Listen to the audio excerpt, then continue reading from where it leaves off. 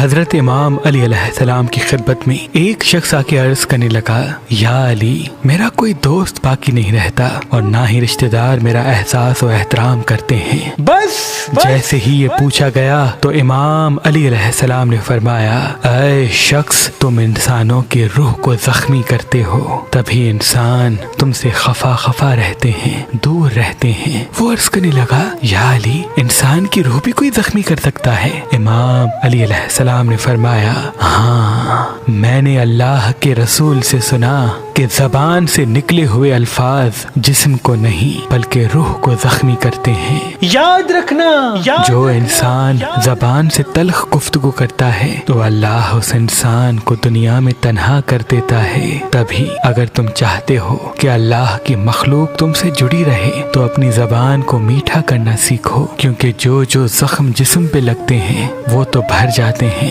لیکن جو زخم انسان کی روح پر زبان سے لگتے ہیں وہ زندگی بھر نہیں بھرتے۔